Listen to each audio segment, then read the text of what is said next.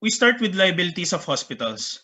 So what is the definition and classification? What is the definition and what are the classifications of hospitals? So according to your author, as he cited certain sources and then made his own definition as well. Hospitals, I'll bundle them together. Hospitals refer to institutions, places, institutions, buildings, places, a service institution. All of these refer to the hospital that are maintained for the reception, care, and treatment of those in need of medical and surgical attention. They also provide for the operation of facilities for the diagnosis, treatment, and care of individuals suffering from illnesses, injury, deformities, disease, or any persons who are in need of obstetric or medical nurse and nursing care. Now, even if strictly they do not pertain to those who are sick, hospitals are also the term used when there are installed beds, cribs, bassinets for 24-hour use or longer by patients. Now, under the Hospital Licensure Act of 1965, particularly Section 2, so dun pumapasok yung definition ng hospital referring to institutions, buildings, or places na merong naka-install na cribs, beds, or bassinets for use of more than 24 hours. Basically, a hospital is a service institution, the main concern of which is to serve three particular entities: the patients, the doctors, and the public. Now, we provide for the different classifications of the hospitals, no? But let's start first with the differentiation between government and private hospitals. Okay, so a government hospital basically is a hospital operated and maintained partly or in full. So pwedeng partial, pwedeng whole by the national government, could be maintained by the provincial government, the municipal government, or city government. Any political subdivision, any department, division, board, or agency of the government that falls under a government hospital. For private hospitals, these are further divided into two, but as a general rule, private hospitals refer to those that are owned, established, and operated by private persons. And the funds, where do they come from? They are coursed through by donations, private capital, or other means, or by through donations or by private capital or other means. So basically, under private hospital, we have two classifications. We have private charitable hospitals and private for-profit hospitals. Pero we proceed to that later on. So a clinic refers to a place in which patients avail of medical consultations or treatments. Any clinic or dispensary that has at least 6 beds or cribs or bassinets installed for 24-hour use shall be construed to fall within the definition of a hospital. Now, if you will find in your book that there is a clause stating that a hospital cannot practice medicine and surgery. Now, it merely agrees to care for the patient by furnishing him with accommodations and attendance. The reason here is twofold. One, because it is contrary to public safety. Ang nagbo-board exam doctors, hindi hospitals, hindi corporate managers ng hospitals, not the administrators. It's the doctors. And that is why they are the ones who are qualified to practice medicine, not the hospital. Second reason, allowing the hospital to practice medicine means that the physicians, the doctors, are at the mercy of the administrators and the corporate body or officers of the hospital, because they would be merely receiving orders from them. These people who are not licensed to practice medicine. So two reasons: contrary to public safety, and that it would result to physicians merely accepting or receiving orders from the corporate body. Now, for classifications of hospitals, according to your author, and as provided by law, there are 4. So whether they are general or special, whether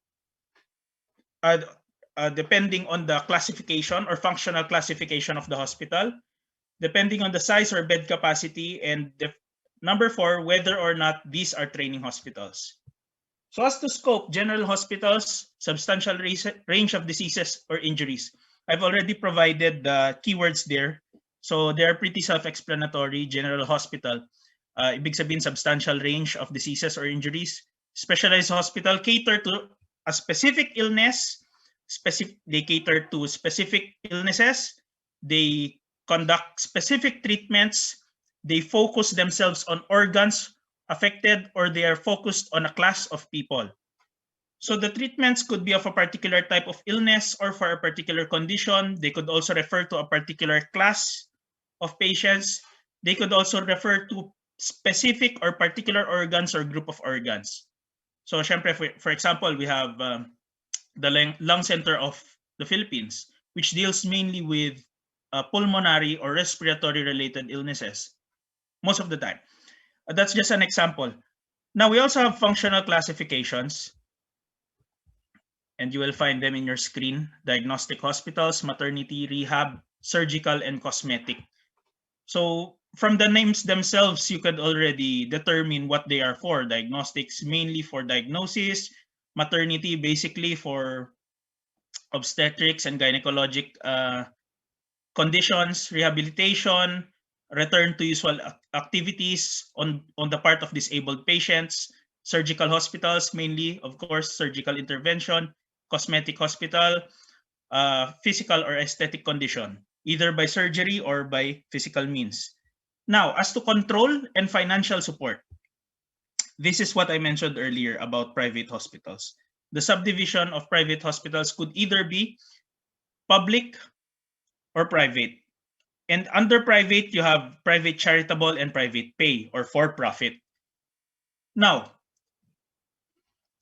public hospital or government hospital, as I said earlier, is determined if it is run by government or its agencies, subdivisions, or instrumentalities. So for example, you have the local hospitals created by the local government units. Well, as for their private hospitals, these are established, maintained, and operated by private corporations or private individuals, entities. Even if there is a receipt of public funds through state aid or state grants, a private hospital does not become a government hospital. What you should look at here is not who funds them. Generally, it's more important to see who governs, who operates, who maintains them. Is it the government? Then it's a government or public hospital. Is it a private corporation or a private person? It's a private hospital. Now, under private hospital, we have two kinds: private charitable and private pay. So private charitable hospitals are also called eleemosynary hospitals, which are established by private individuals and corporations for public benefit and not, okay, this is the keyword that differentiates private charitable from private pay hospitals, not for pecuniary, or meaning not for monetary gain of the management officers or others. Now, how do these private charitable hospitals run? How do these eleemosynary hospitals run? They are supported by charitable donations, and their profits are mainly used to further the work of the hospital. Now, a private pay hospital, on the other hand, is established by private individuals and corporations for profit. So essentially, it's a business. Now, a private hospital, even though may charity ward sila, even though they are devoted and they have facilities devoted for charity, that does not make them a charitable institution. Titignan nyo, what is the cause? What is the reason for these hospitals to exist? Is it for profit or is it out of pure generosity, out of pure charity? If it's the former, it's for profit, then it's a private pay hospital. If it's for charity, it's for pure generosity, and they run mainly they run solely on donations and other grants, then these are private charitable hospitals. As to size or bed capacity, self-explanatory. So I am not too sure if you still use the primary, secondary, and tertiary level of classifying healthcare facilities. Back then when we were studying, merong primary, merong secondary, merong tertiary. I'm not sure if that changed now.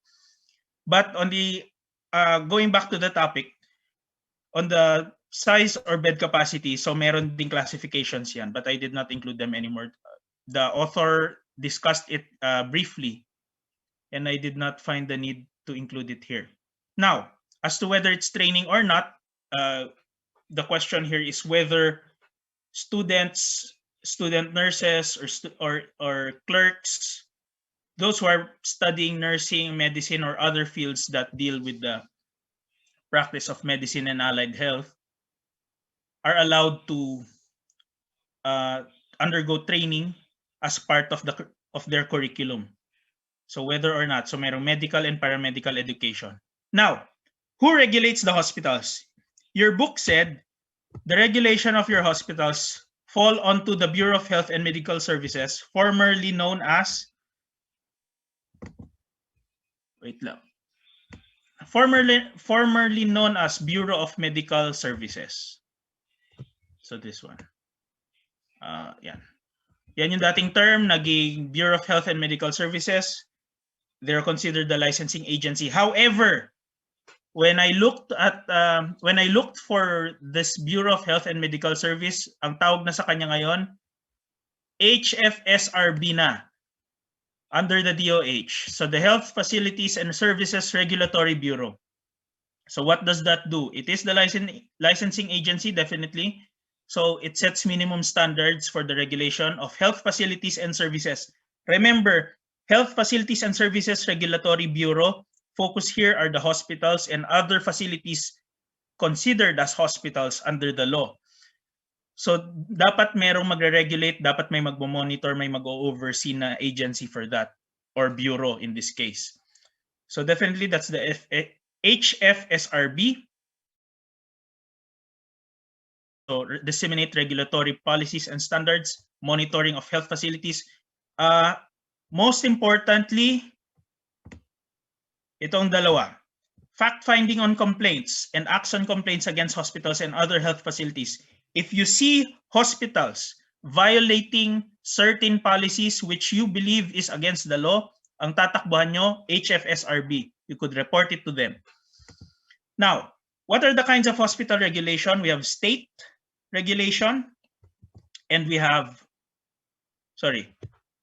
nag-iba yung formatting. Ito, kinds of hospital regulation, we have two. So state regulation is one, okay, state regulation. The other is self-regulation. Okay, now, state regulation is done in the interest of public health, safety, and welfare. These pertain to the ground and rules regarding the ground and regarding the building of the hospital, and also the minimum number of equipment and supplies. For example, yan. Qualifications of staff, their supervision, and of course, the system of the continuing medical regulation of the healthcare facility or hospital. So generally, who monitors in state regulation? The state, the government, through its duly appointed, duly constituted authorities. In this case, the HFSRB. Now, for self-regulation, who does the regulating here? It is the hospital management, the hospital administration, the corporate board of the hospital. It's them. They promulgate, they have the right to promulgate rules and regulations regarding the use of their facilities, diba? And what time the elevator is available for use, who are the people who are allowed to use the elevator, etc. So in cases of self-regulation, since mainly it is up to the facility itself, generally self-regulation is, hospitals have more leeway when it comes to self-regulation, particularly private hospitals.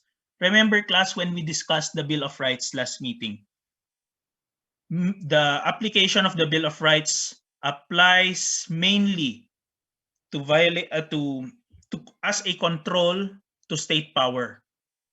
So when you control state power, it's the state or the government it's the state as against private individuals. That's the application of the Bill of Rights. Ngayon, kung private to private persons, that does hindi na papasok diyan ang it will no longer be under the coverage of the Bill of Rights. Hence, this statement. Private hospital. Kasi ang private hospital, ang in-entertain rin nila dyan is private persons, yung mga pasyente, di ba? So they are given more leeway and freedom in making rules and regulations. Only with this limitation.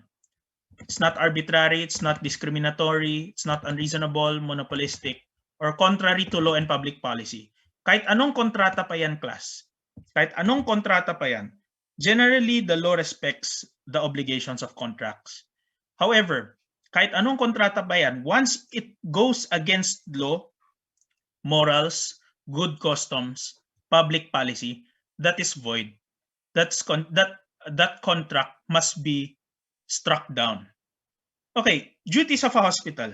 Remember, sabi kanina, a hospital refers to a building, a place, diba? It's a service institution. Now, what are its duties? To furnish a safe and well-maintained building and ground, also safe equipment, and reasonable care in the selection of the member of the hospital staff. So 1, yung building and yung ground. 2, equipment. 3, staff. It's the hospital's duties to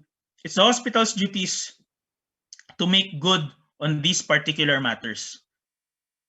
Okay, for persons coming within the premises of the hospital, we have 3. Diba? Under your book, we have the trespasser, the licensee, and also the invitee. Now, the trespasser is one who enters the property of another, in this case, the hospital, without the privilege of doing so. So wala siyang business. He has no business to be within the hospital. However, the hospital, although he has no obligation to give ample protection to a trespasser, he must refrain from taking positive steps to harm a trespasser. So for instance, in St. Paul Hospital, the administration cannot install dangerous contraptions. They cannot install other means of trapping people who intend to trespass the hospital, if only to keep other people away. So parang if you're familiar with some medieval weapons, 'di ba, meron silang sa mga dungeons, if you're a fan of fantasies and other shows, that they install yung mga swinging blades, ganyan. Hindi pwede mag-install sa St. Paul Hospital if their purpose is to deter or to prevent the entry of trespassers. Because trespassers, although they do not have the privilege of entering the hospital, they're not granted the privilege to enter the hospital. That does not mean that you could just kill them or harm them when they enter the premises. 2, licensee. He has no contractual relation with the hospital. He or she is not invited, but his or her presence is tolerated. Similarly to trespassers, the hospital has no duty of active vigilance towards them, no duty to give ample protection. The only duty the hospital has towards trespassers and licensees is to refrain or preventing harm, to refrain and to prevent taking any steps that would harm them. Okay, so for the third kind, which is the most relevant in our case, we have the invitee. The invitee is basically the patient and the doctors. The nurses are also invitees. They are essential to the operation of a hospital. They also exist. They are the reason the hospital's purpose exists. So it's for them. Like I said earlier regarding hospitals, as mentioned by your author, diba? A hospital is a primary service institution whose concern is to serve the patients, the doctors, and the public. And of course, naturally, it will include the medical staff. Okay, so I mentioned invitee. Now, what is the obligation of the hospital for invitees? Trespassers, licensees, just to keep themselves from harming the trespassers and licensees. Now, in cases of invitees, it takes on a more active role. the hospital must be in a safe condition for the invitee, and they also must give warnings for any danger. So the hospital is required to exercise reasonable care to warn them and to make the premises safe. Now, as I said a while ago, patients and doctors and the medical staff are included. An exception here arises when the patients already access areas which are restricted. So the hospital is obliged to exercise due care and to create a safe facility for these invitees. However, for these invitees. And they must also be warned of any danger. However, hindi nakasali dyan yung instance when the patients enter areas which are restricted and which are prohibited for them to enter. Okay, now, determination of the liability of hospitals. Okay, for government hospitals class, we have a concept in law that can also be appreciated in this case. The author itself cited this. So a state cannot be sued without its consent under the 1987 Constitution. Hindi mo pwedeng kasuhan ang estado na hindi ito pumapayag. Now, is the rule absolute? Well, there are exceptions to that. But focusing on the topic, the consent on the part of the state can be given expressly or impliedly. So we have two examples lang to. So for instance, a law is passed allowing the state to be sued, or the state itself sues a party allowing itself to be sued. Ganito kasi yan. Generally, the state cannot be sued. The exception is when the state itself, through a law, gives authority to that particular, in this case, hospital, for that hospital to go after people who are responsible for violations against it. In that case, when the hospital sues, it itself is opening the gates for it to be sued. Hindi naman pwedeng ang magkakaso siya lang. Tapos pagkakasuhan na siya, oh, you can't sue me. I'm under the government. I'm the government. You can't sue me. That's actually a wrong notion. So to make it equitable, when a particular entity that is immune from suit sues another, in that action, he can also be sued. So pwede kang gumawa ng counterclaim mo. You can make a claim against the hospital suing you, for example. Okay. Government, we have two types of governmental acts kasi, because like I said, there are exceptions. Generally, a state cannot be sued without its consent. For purposes of the board exam, that's what you need to know. A state cannot be sued without its consent. However, itong express or implied giving of consent, I only inserted that. Distinction must be made as to governmental acts versus proprietary acts. So, dalawa tong concept na to. Governmental or sovereign acts, these are functions of the government which are essential and which are purely governmental in character. Ibig sabihin, if you refer to these functions, you cannot sue the state. However, in the second case, proprietary commercial acts, gumawa ang gobyerno ng hospital for profit. So mainly that's for commercial purpose. Gumawa ang government ng casino. So that's not a governmental function. Obviously, that's for a commercial purpose. Pwedeng kasuhan yung casino. Pwedeng kasuhan yung for-profit hospital, although gawa ng gobyerno. These are examples. However, note also that there is a limitation to state immunity.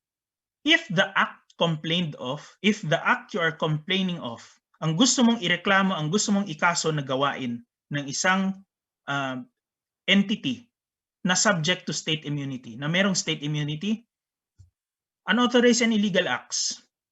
If a government official who is generally immune from suit by virtue of his function does something that is not part of his function, example si high-ranking official, gumawa siya ng krimen, Now, that's no longer a part of his function. You can sue him in his personal capacity.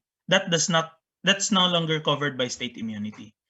However, in the cases of presidents, we have a rule on absolute immunity of presidents during their term. But that's an issue for another day. Pero focus nyo lang, governmental hospitals, state cannot be sued without its consent. Exception, proprietary functions, and acts of officials that are unauthorized or illegal. Okay? Private charitable hospitals, class, these are established and maintained from donations, contributions, philanthropic acts, and they pay no dividends. They have no capital stock. They seek no profit. Sabi ko nga, the purpose is charity. Their purpose is philanthropy. Their purpose is service. And they grant and they render their services gratuitously. Now, under private charitable hospitals, to determine the liability of these private charitable hospitals, let's look at some doctrines. Trust fund doctrine, implied waiver theory, public policy theory, independent contractor theory. Okay, these doctrines are worth looking into to know how to determine the liability of a private charitable hospital. So these are propositions.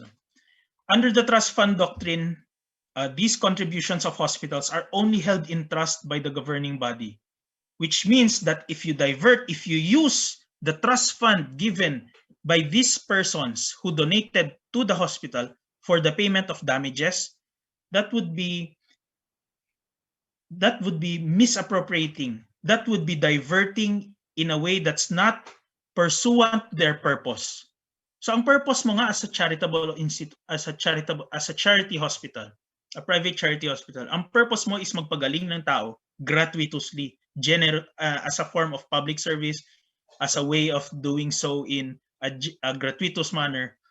So dapat hindi na babayaran yan. And yung funds na binibigay sa'yo, dapat gamitin mo sa pagpapagaling. If you are sued and you use that fund allotted to you to pay for these damages, then you are already misusing the funds. That's not intended by the donors. Okay, you're already misusing the funds, and that particular misuse is not what was intended by the donors. That's what it should mean. Sinabi ko, essentially. Now, under the implied waiver theory, patients who enter a private charity hospital, knowing that it is supported only by the donations, benevolent and humanitarian contributions, they waive their right to claim damages. Class, I'm not saying that these specific doctrines are absolute in that they will save or they will submit the hospital to liability. What I'm merely pointing out here is they are used to determine whether or not people can go against private charitable hospitals when they have a claim against these private charitable hospitals.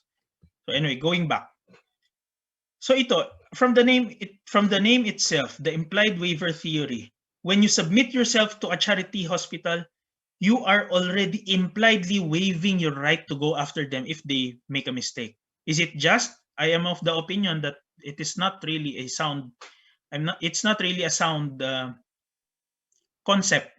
It's not really a sound principle that people should abide by. But it's a theory. It's a theory, and this is part of what your lesson provides. We also have public policy theory. A private hospital for charity performs a quasi-public function, a semi-public function. It undertakes the obligation of the state. So normally, of course, the state has the obligation to preserve the life and the maintenance of health of the people. But in cases of private charitable hospitals, they are sharing that burden with them.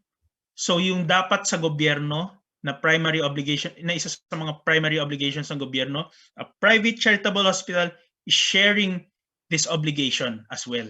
So tinutulungan nila ang gobyerno magbuhat ng burden of healthcare.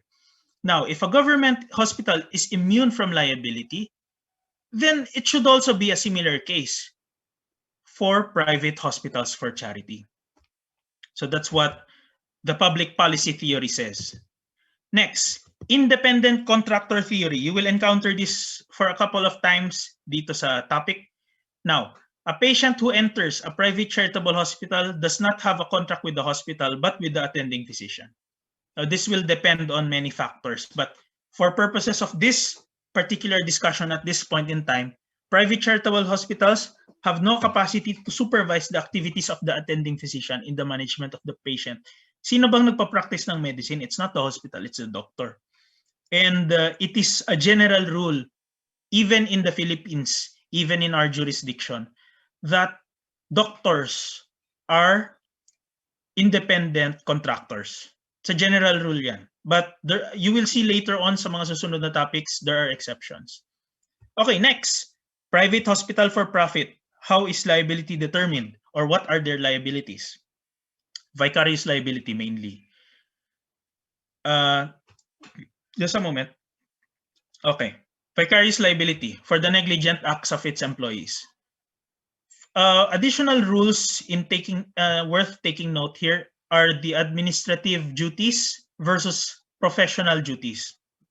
So administrative or ministerial duties, these refer to the routine ordinary acts performed by the staff of the hospital. In such cases, in these ordinary routine services, the hospital faces liability. On the other hand, in professional medical duties, these go beyond the ordinary routine done by the staff of the hospital. This entails discretion on the part of the medical professionals, particularly the physician.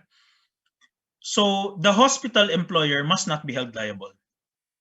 Later on, you'll also see the borrowed servant doctrine. Class, don't worry, this handout, ayusin ko lang to, and I'll give it to you later on.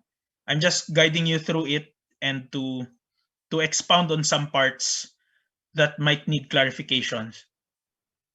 Okay, so again, administrative/ministerial duties versus professional/medical duties. Keyword, ordinary routine. Ordinary routine services. Is it ordinary? Is it routine? Yes. Okay, the hospital can faces liability in those cases. How about for those that exercise discretion? Hindi siya ordinary duty ng hospital. It's specifically the duty of the healthcare professional. Then the hospital employer must not be held liable. Okay. What other, yung book niya, si Solis, the author himself said that the rule on administrative versus professional duties may cause confusion, and that may not be his exact term, but it's not that simple to determine who is liable if you use that rule of administrative duties versus professional duties. So you also look into other concepts such as principle of control. Ito, the entity who has control over a particular duty bears the liability.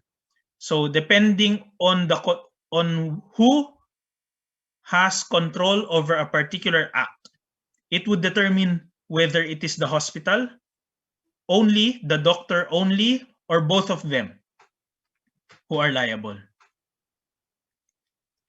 Class, an example of administrative and ministerial duties, probably you could check your book, but among these things are the cleanliness, preparation for operation, giving of injections, observation of patients. These are routine, and generally this will subject the hospital to liability pag may mali dito sa mga conduct nito. So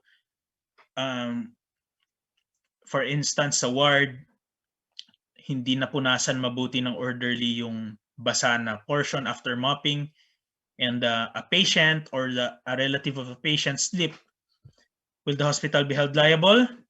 Yes, that's a routine. That's part of ordinary routine services. Anyway, let's look at contract of service and contract for services. So titignan mo dyan yung last two words, of service and for services. If you say contract of service, doctrine of vicarious liability. Generally, that means that there is an employer-employee relationship between the hospital and the healthcare provider. And this would mean that the hospital is liable for the negligent acts covered by the scope of employment. So these acts must also refer to actions part of his or her employment. So if contract of service, usually si staff nurse, meron siyang ginawang negligent act, the hospital can be held liable by virtue of the doctrine of vicarious liability. Now, for contract for services, papasok na naman dito yung principle of independent contractor. So ito, we passed upon it earlier here. Excuse me, class, pag hina-highlight ko ba yung file, nakikita nyo? Yes po, attorney pa lang. Okay, sige. Okay, good. So yeah, independent contract. So far, good naman tayo. If you have, like I said, kung meron kayong questions or hindi maintindihan, could just send it to me or to Michelle, tas ifo-forward na lang sa akin. Pwede ring chat naman. Okay. Contract for services. The principle of independent contractor will apply. What happens here is that the liability, as a general rule, is personal to the medical practitioner. So aside from physicians, we also have private duty nurses, yung mga sariling bit-bit ng pasyente. Now, independent contractor theory, a little more discussion on that. So an independent contractor refers to a person who contracts with another and is not under the control of another in the performance of his undertaking. So nilagay ko na lang dito para hindi masyadong nakakalito, si physician, si patient, at si hospital. So the physician and the patient enter into a physician-patient relationship, into a contractual relationship. And the way the physician conducts the treatment over the patient, usually that's not under the control of the hospital. Choice ni doc, anong procedures ang gagawin. Choice ni doc, anong gamot ang ipapainom. Choice ni doc, how long he recommends the patient to stay in the hospital. So this generally would highlight the independent contractor relationship. Okay, principle of sole responsibility versus shared responsibility. So generally, a physician's professional negligence or liability would be a physician's professional negligence would constitute liability on him alone. Generally, defects in the premises as a result of hospital's negligence would result in the hospital bearing sole responsibility. Now, if two or more hospitals care and treat a patient, you could have the principle of shared responsibility. So physician in his professional capacity, sole responsibility. Defects in the premises dahil sa negligence ng hospital, sole responsibility of the hospital. Two or more physicians, shared responsibility of the hospital. The physician and nurse, both negligent, shared responsibility between the physician and hospital. Bakit? Dun sa pangatlong example, two or more physicians. And what do we refer to the nature of a physician's engagement? We refer to them as under an independent contractor arrangement, right? Now, physicians usually under an independent contractor engagement bear the liability of his professional negligence. Paano si nurse?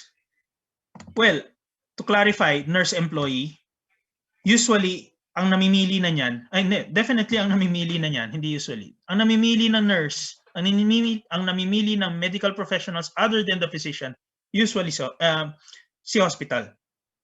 And since hospital is charged, hospital has the duty on the proper selection of its employees, of the proper supervision of its employees. Pag pumalya yung gawa ng isang medical professional na in-employ ni hospital, ang mananagot, syempre, vicarious liability, si hospital.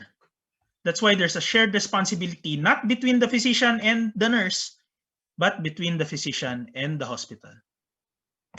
There are two types of liabilities for the hospital. We have corporate and we have vicarious liability. Now, corporate liability class, when you need to look at the obligation of the hospital, consider this. The hospital's main duty The hospital, by its very definition under the law, is a facility. It's a building maintained for the provision of healthcare services. Now, if it fails in maintaining these facilities, this then would be in effect amount to corporate liability. By the way, naiintindihan ba yung hindi naman sira yung audio ko, class, na ano nyo? Naririnig nyo ba? Naiintindihan nyo? Clear naman. Ako, attorney, crystal Okay, clear. good. Okay, good.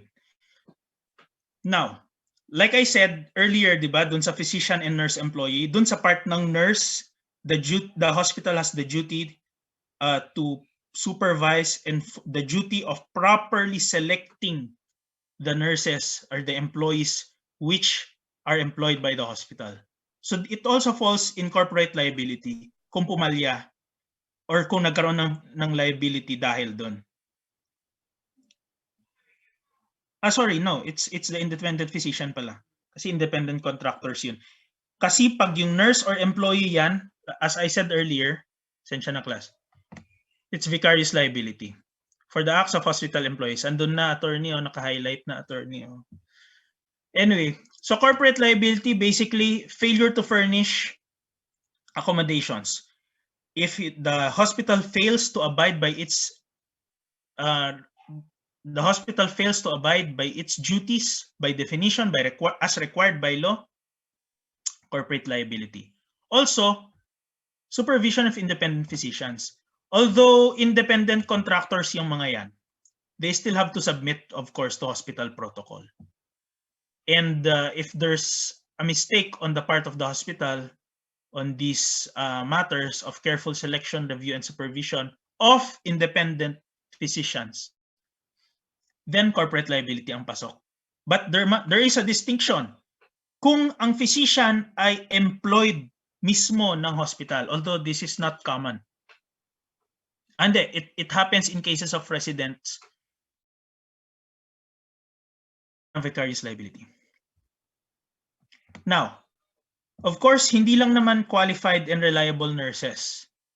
They also have to be sufficient in number. Vicarious liability, class, we will discuss more on that later on. It is the master-servant doctrine na tinatawag nila. We will discuss more on it later, dun sa next topic nyo.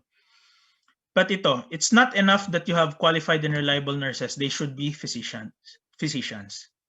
So residents and other staff employed by the hospital fall under this. General rule, independent contractors ang physicians.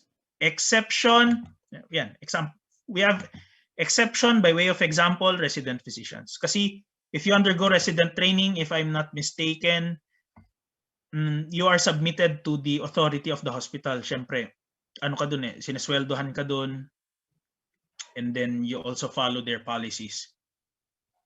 Tapos ang nag-guide sa inyo yung consultants who most of the time are already independent contractors, to my knowledge, class. Okay, how about admission in emergency cases? What are the obligations? What are the duties and potential liabilities of a hospital? So for one, they must have an admitting department. And then two, there's no absolute right to be admitted in a hospital or to avail of hospital services. So hospital has a right to choose its patients. But this rule, this statement is not 100% accurate because we have, diba? We have legal requirements for hospitals to attend to emergency cases. So RA 6615. But anyway, generally, there is an obligation on the part of the hospital or clinic to provide emergency assistance. Pero ito kasi, absolute right to be admitted. It did not say necessarily that it is strictly for emergencies. Now, there may be instances when there may be instances when a hospital would deny or refuse admission of patients. And these are possible grounds for that. So puno na yung accommodation, chronically ill, or the patient only needs convalescent care. Please refresh my memory, class. Convalescent care is this synonymous with symptomatic care or parang a lighter form of healthcare, yung hindi na kailangang i-hospital, yun ba yung meaning nito? Convalescent? Doc, yung convalescent po parang if the patient is already recovering from an illness, so parang yung mga follow-up po siguro, Doc. Okay. Sige. Hindi ko na rin, I don't recall it that well na rin kasi. So yun, no available accommodations, and then patient's illness is contagious and a risk to other patients. Of course, under ito, no available accommodation for the service patient requires. You could also consider here the facilities of the healthcare setting. Now, attendance to emergency cases. Generally, hospitals, clinics are required to extend medical assistance in emergency cases. So under Section 1 of RA 6615, all government and private hospitals or clinics must tender immediate emergency medical assistance to provide facilities and to provide medicine within its capabilities to patients in emergency cases. Tignan nyo tong qualifier na ito. Emergency cases, and these patients are in danger of dying and who may have suffered, and these are patients who may have suffered serious physical injuries.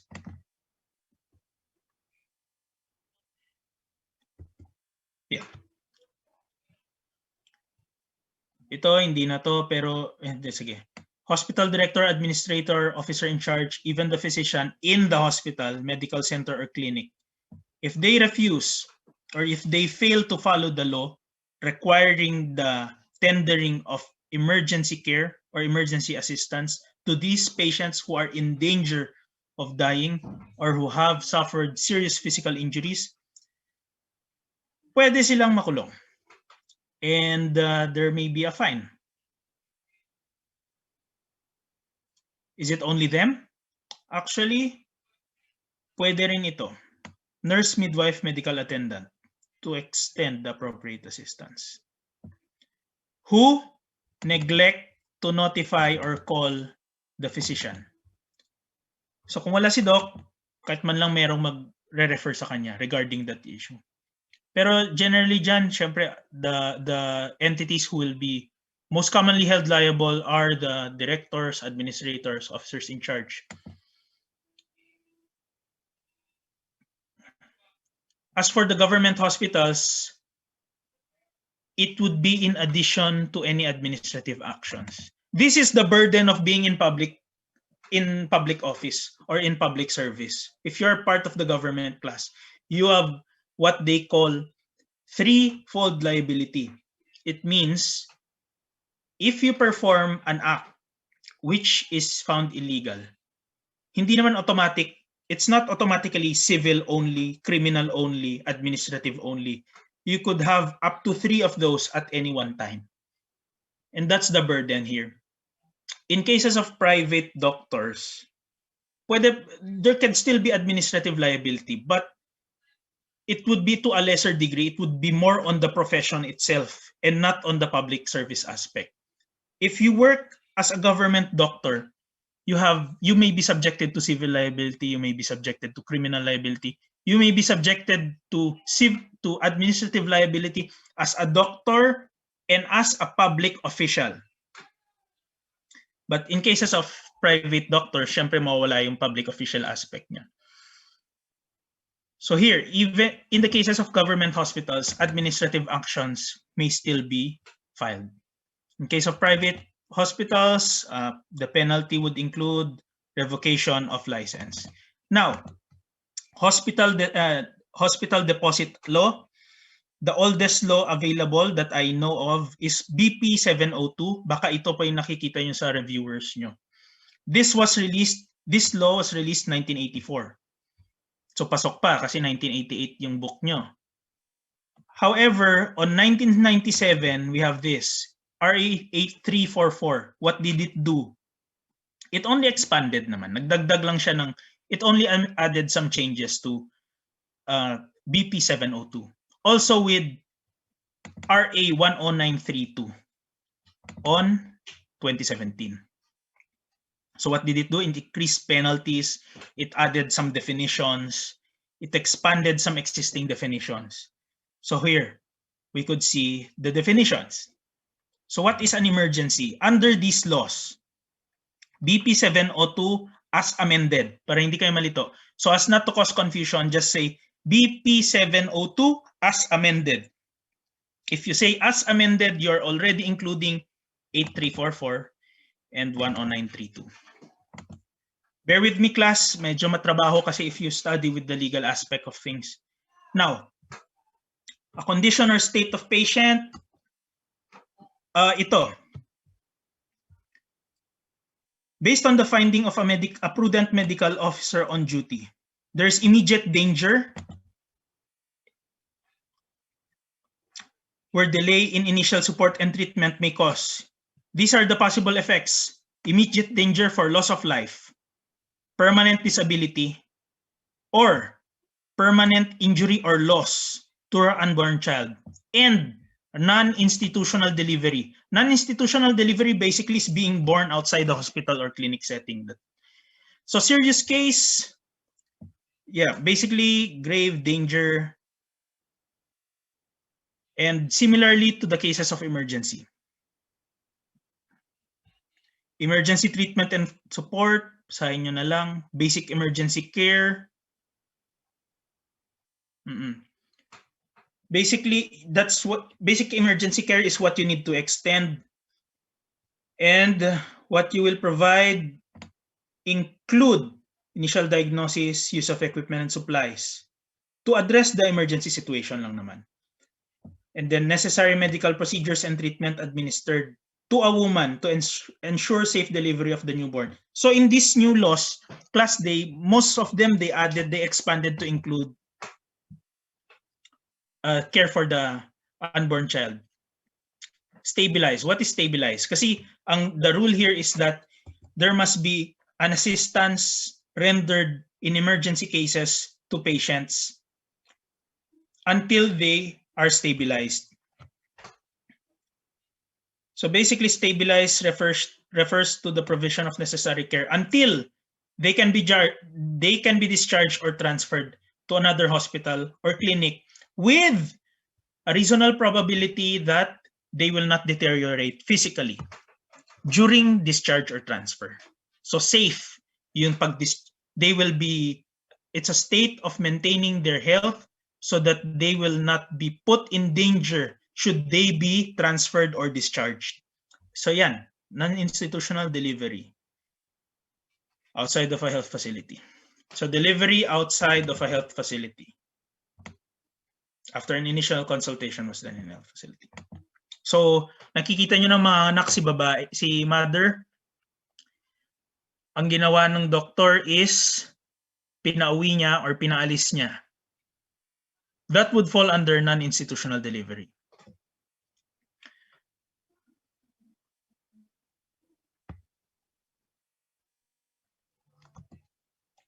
Okay.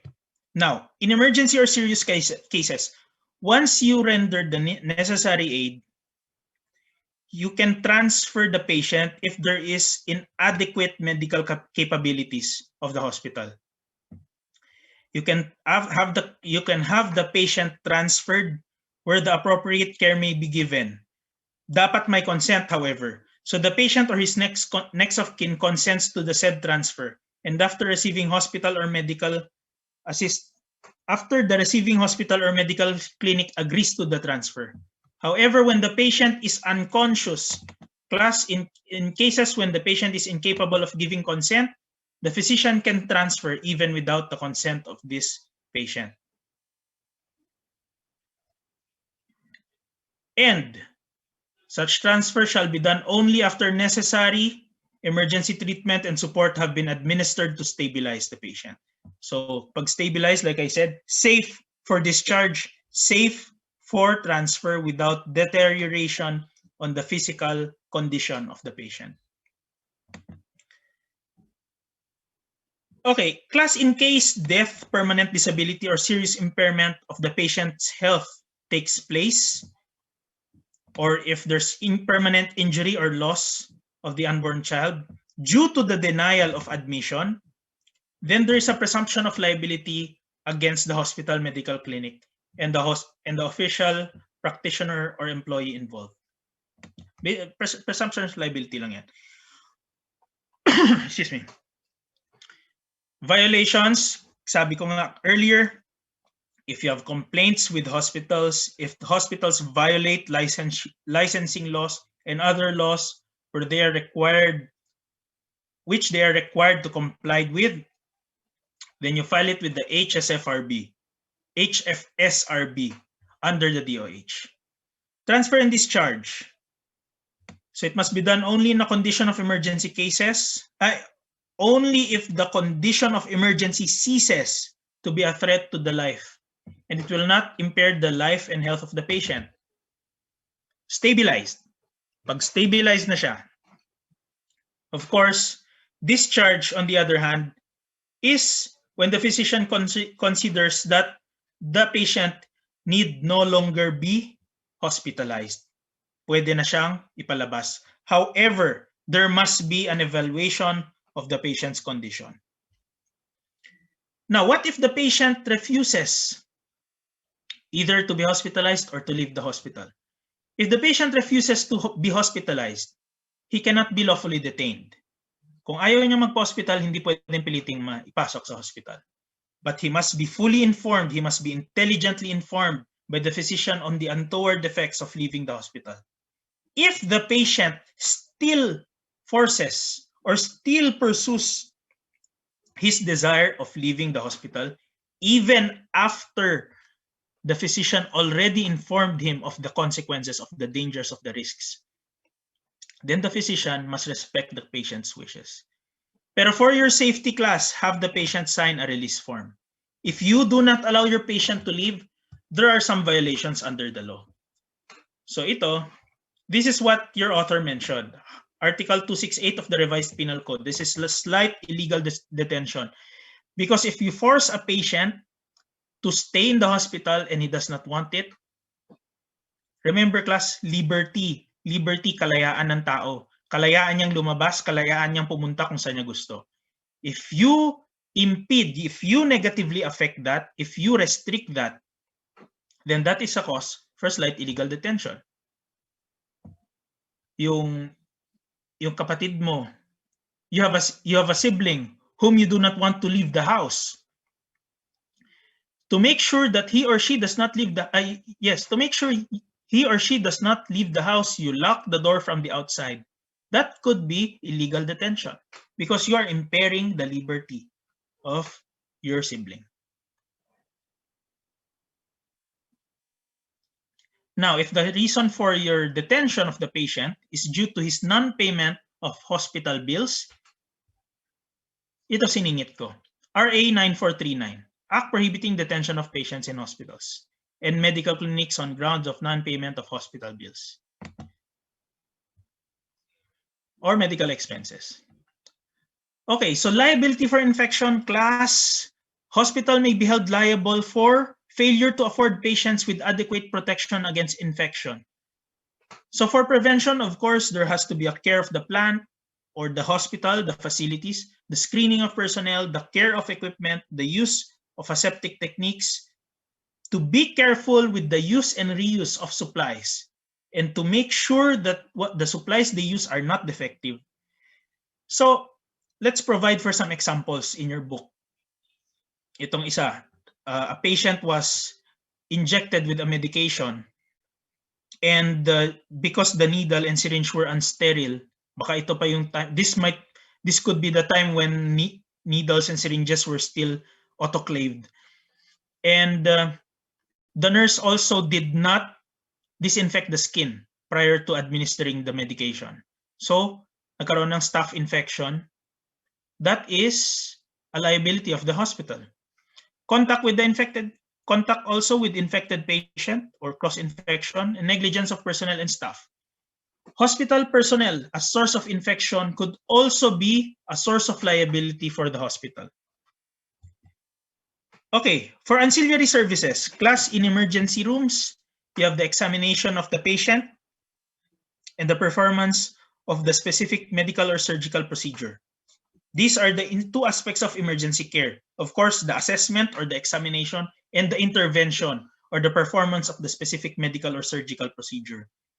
So assessment and intervention are the two aspects of emergency care. Malpractice, where does malpractice liability come from? In cases of the hospital for its emergency room services, failure to admit, failure to examine and treat, and negligence in the application of your management procedures.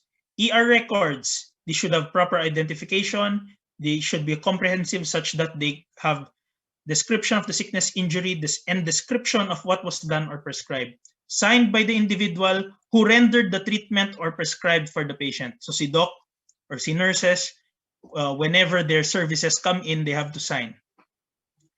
Now, this may be the itong records, these records may be the subject of court inspection. They may be subpoenaed. Subpoena duces tecum is what we call the order of the court to inspect documents, to examine documents. So an example would be BIR.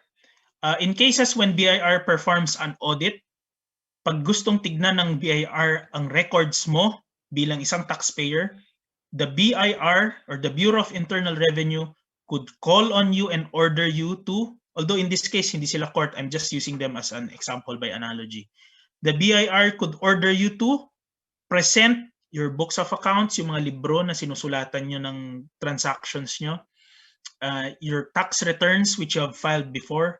They will order you to present this to them to prove that you are compliant or to see if you have any violation. So also consider the possible implication, Data Privacy Act. As I said in your first meeting, if we still have time later on, I could discuss Data Privacy Act with you, or I could just send a handout later that you could read whenever you have free time. I'm not going to include the DPA in your exams. I just like it to be part of your reading so that you will be informed as doctors, and it will also be for your protection later on as you pursue your professional calling. Emergency room and the police, of course, the physician must evaluate whether his questioning will have a negative effect on the life or health of the patient. You also have to see if the patient is of sound mind. Now, class, be careful in allowing police officers in interviewing your patients, especially if the patient has no lawyer with him. Remind them of if possible, remind them of their rights. They have the right. No, actually, this is the obligation of the police officer to remind them of their rights. It's just for your guidance to know in cases pag kayo naman ang inimbitahan sa presinto, or in cases when you're invited to the police station, or in cases when you are arrested. But let's hope that never happens in your case. So you have the right to remain silent. Under the Constitution, you have the right to remain silent. You have the right to competent and independent counsel. So when you say competent and independent counsel, this person is preferably of your choice. So general rule, you choose who you want to be your lawyer. You choose the lawyer you want. That's the general rule. If you cannot afford one, the state is obliged to give you one. And of course, finally, to be informed of these rights. The right to remain silent and the right to counsel, they cannot be waived except in writing. And if you make that waiver in writing, it has to be made and signed in the presence of counsel. So kahit ayaw mo ng counsel, kahit ayaw mo ng right to remain silent, someone still has to supervise. A lawyer still has to supervise you in making that waiver. However, right to be informed absolutely cannot be waived. So because in the first place, class, for you to exercise the rights, you have to know them first, because it's hard to exercise a right which you do not know. Ay, pwede pala yun, attorney, hindi ko alam na pwede yun. So, you have to know. Meaning, the right to be informed of those rights so that you will know cannot be waived. because by hook or by crook, you have to be informed of them, you have to know them. Because kako nga, you cannot waive, you cannot use a right which you do not know about.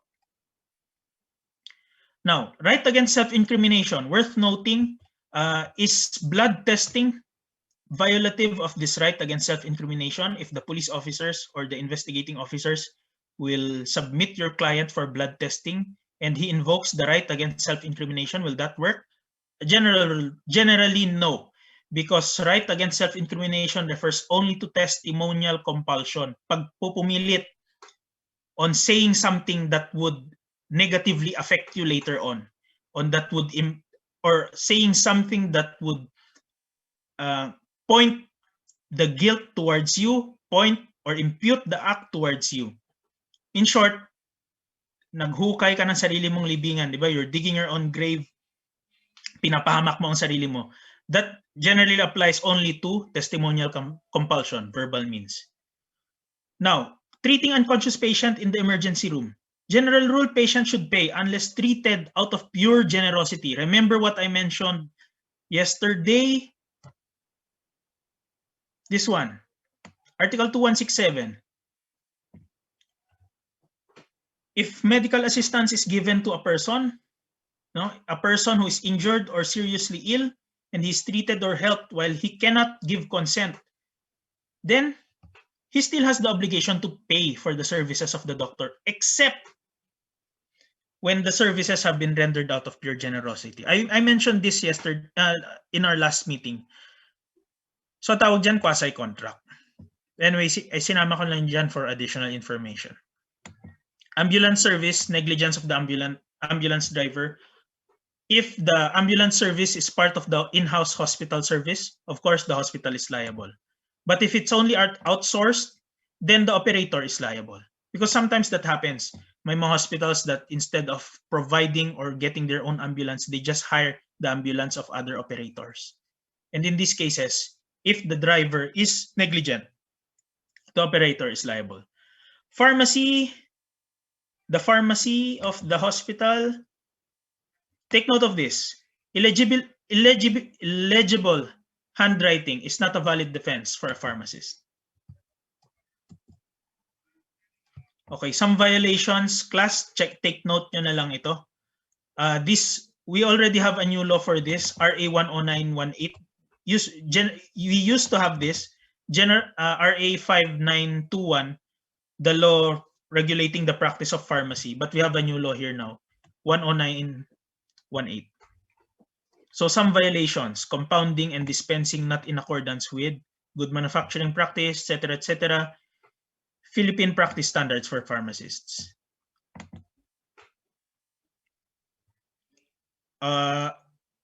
The pharmaceutical establishment, if they have any violation, the duly registered and licensed pharmacists are also jointly liable for the violations of this act. Anyway, next, concept of medical records. These are compilation of the pertinent acts of the patient's history, illness, and treatment. So, compilation of scientific data, yes. Okay. What is the purpose of maintaining a medical record? Class, the reason of maintaining depends on who you're talking to. So among private physicians, it's to document the patient's history, to aid in the continuity of care, and to provide the record of billing para makita kung saan binabayad. So, kung saan napupunta yung binabayad, I mean. Hospitals, under the hospitals, we have the JCI standards. First, una ko naisip yung donut. Anyway, JCO. George Jaco. Anyway, originally we have JCA. And it became JCO.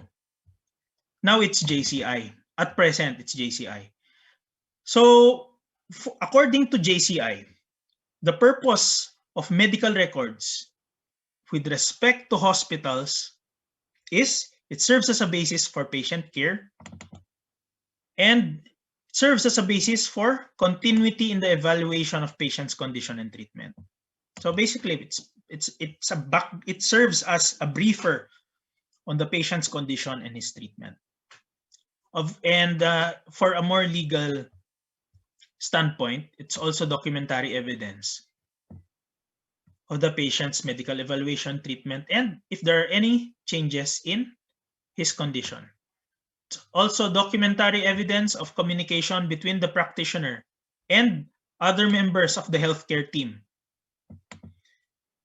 Ultimately, and yet another legal concept, protection of the legal interests of the patient, hospital, and practitioner.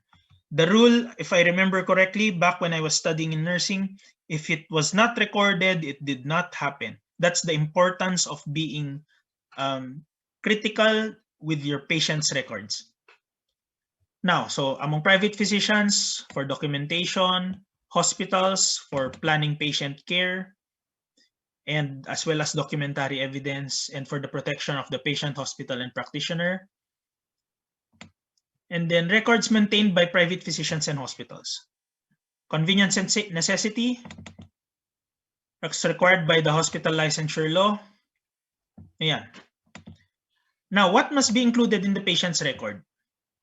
So, physician's office record, the hospital record. Yeah, with the physician's office, you only need the patient's history, findings, diagnosis, course of treatment, course of the disease. Again, I would consider this a subject of data privacy concerns, but anyway, hospital record, same, but in the cases of hospitals kasi class, as far as I am aware, hospitals now have what you call a personal information controller or a personal information officer who manages patient data, employee data, other information, other personal information and sensitive personal information stored by the hospital in compliance with the Data Privacy Act. But anyway, so identification information, evidence of the informed consent, or if there's an absence of informed consent, why it was not there, patient's medical history, his physical exam, any diagnostic and therapeutic order on the patient, report of all the procedures done, and conclusions. The benefit also of maintaining a medical record is it serves as proof of careful treatment. As I said, if it's not recorded, it's not, kung wala sa record, malamang hindi ginawa. The implication here is that it could serve as a safeguard. A well-documented record of a patient can protect you, the doctors, and your nurses from unnecessary negligence suits and malpractice suits, negligence and malpractice. It can also serve, however, as proof of negligent treatment. Kung mali-mali talaga, if you really did something wrong and you recorded it, that's basically shooting yourself in the foot, as they say. Napasubo mo sarili mo. But of course, we do the prudent course of action. We record because more often than not, recording will protect us more than the possibility of it being our own undoing or being our cause of headaches.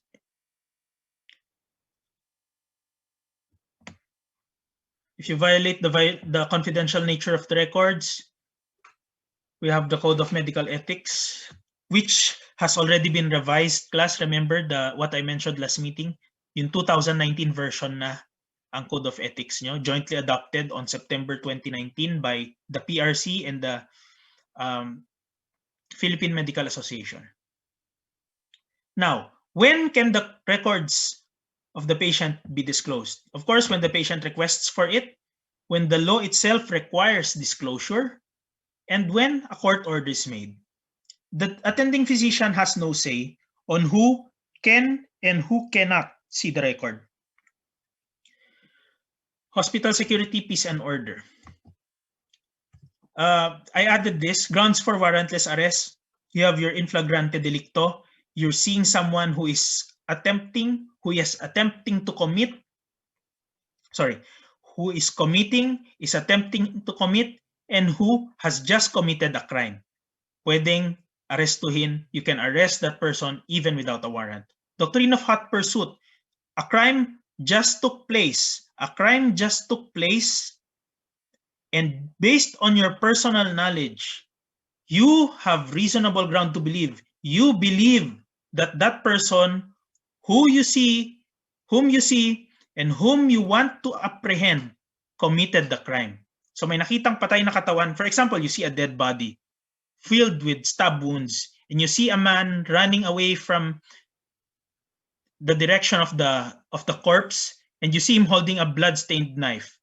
Based on your intuition, based on your personal knowledge, based on what you know, you could surmise, you could infer, you could conclude that that person was the person who did the stabbing, and you can go ahead and arrest that person. Whether you will do it or whether it is safe to do, that is another question. But I'm just giving an example. A third ground for warrantless arrest is arrest of escaped detainee. Detainee na siya, nakakulong na. By the way, that should be arrest of escaped prisoner. We have two types of prisoners. We have detainee and we have the convicted prisoners. If convicted, they're already serving their sentence. It was already proven that they did the crime. If it's detainee, they're merely detention prisoners, which means their case is still ongoing. So there's no judgment yet on whether they actually did the crime. Pero it could be that they were just not able to post bail. That's why they're still in prison. But that does not mean that they did it. Okay, methods. It could be done by a peace officer or a police officer. Itong peace officer, this is an old term for police officer. Or it could be done by a private person by virtue of a citizen's arrest. Now, that's the end of first part. Class, okay pa ba tayo so far? Yes po, Yes attorney. po, sir. Kaya pa? Anyway, this next topic is shorter. Sakto, we have 30 minutes left. And then if we have time, I'll answer the questions given to me by Michelle from you guys. Tignan natin kung maisisingit natin. Kung hindi, I'll just look for another time na pwede nating isingit. And then, kung hindi, sulat ko na lang.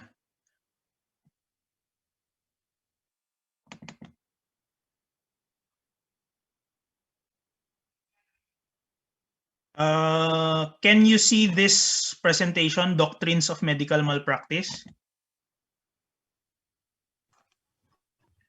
Yes, sir. Okay. Naka-read mode ba siya? Yung mukhang, teka lang.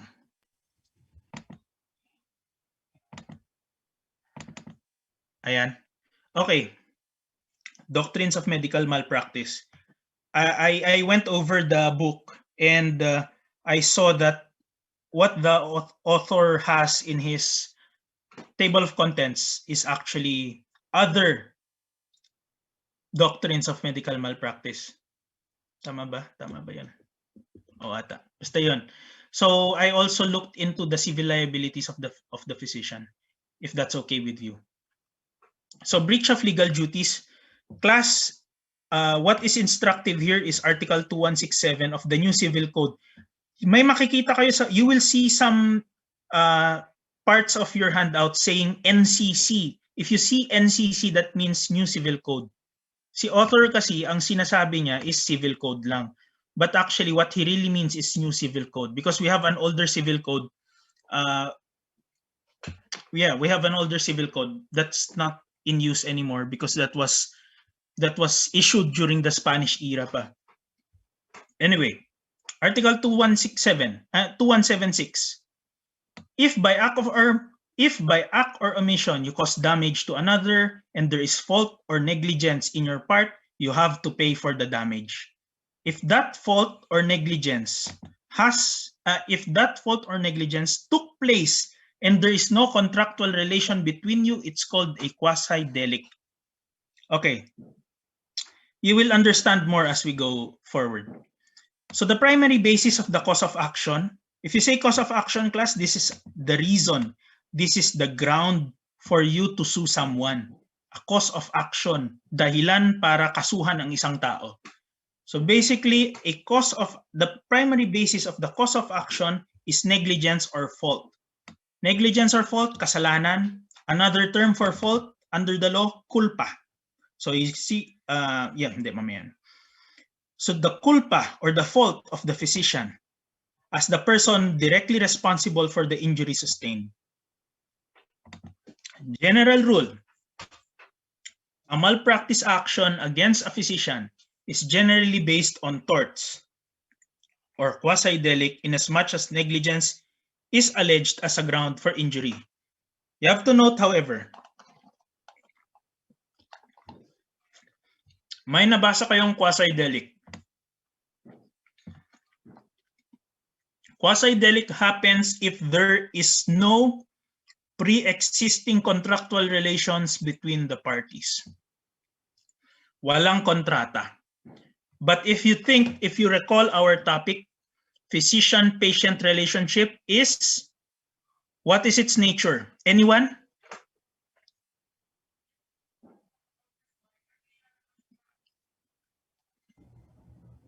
Kaya niyan. Sige. It's contractual in nature, di ba? If you remember, contractual in nature, the physician-patient relationship is contractual in nature. So judging from that, what happens here is a breach of legal duty, which could be construed as a breach of contract. So ito, if there is a contractual relation, the fault constitutes culpa contractual, breach of contract. If there is no such relation, the fault or negligence constitutes culpa aquiliana. Culpa aquiliana is another term for quasi-delict. Okay? So if I remember, may nagtanong sa inyo, someone asked the question that you rendered aid and as a reason of the first aid, something bad happened to the patient. What happens there is a possible case of culpa aquiliana because there is no existing physician-patient relationship. Okay, anyway, medical malpractice. Failure of a physician to properly perform the duty which devolves upon him in his professional relation. Of course, the failure should result in some injury, either through bad or unskillful practice or failure to exercise. Ito class, remember yung sinasabi ko? I kept on telling you last meeting, required degree of care.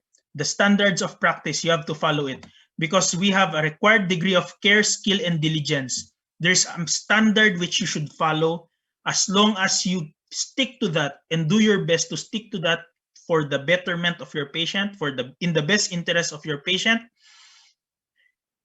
then there is less likelihood that you will lose a case for medical malpractice. So remember, if you fail, there are two possible instances. So either you followed the practice, but the way you did it, the way you performed a particular skill is bad, and it resulted to an injury.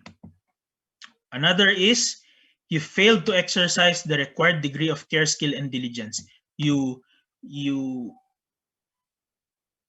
recommended and encouraged the patient to allow you to perform an experimental form of treatment, even if there was no indication that a more established type of treatment was not possible. So of course, you have the obligation to consider the options for your client. But to be a prudent physician, to be a doctor with the required degree of care, skill, and diligence, ano ba ang unang ire-recommend nyo? Yung experimental or yung established na? Of course, yung established na. Now, if you see that there are other contraindications and you cannot make use of that particular gold standard mode of treatment, then you have to look at other means. If that is what your standards of practice allow.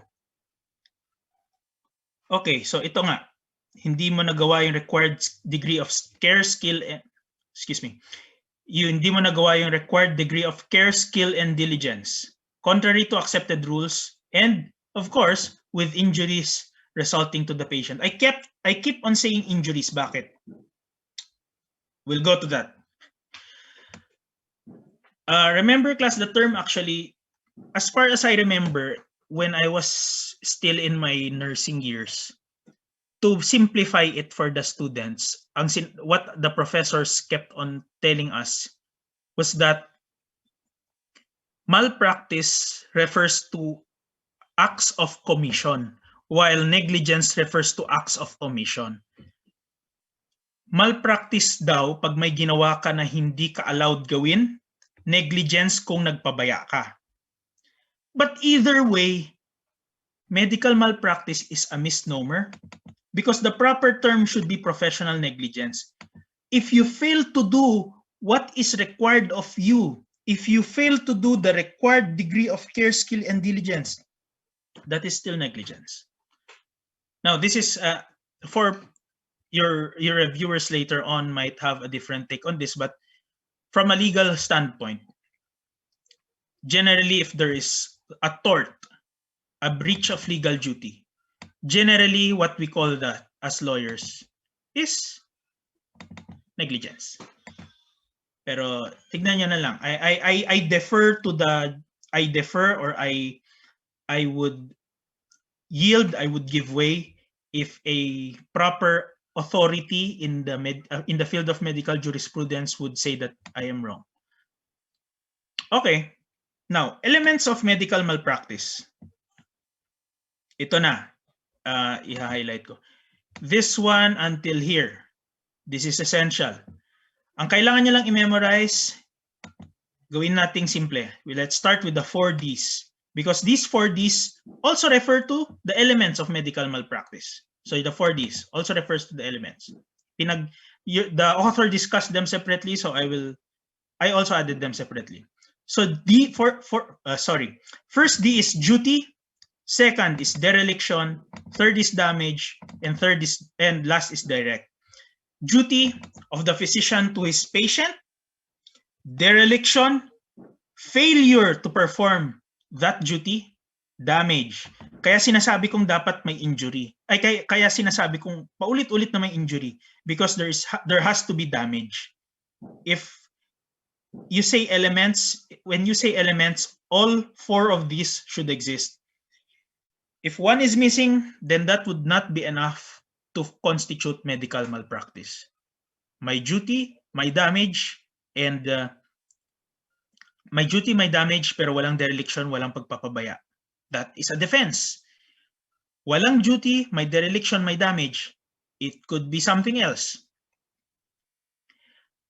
My duty, my dereliction, walang damage. What will you sue for? Wala namang injury, diba?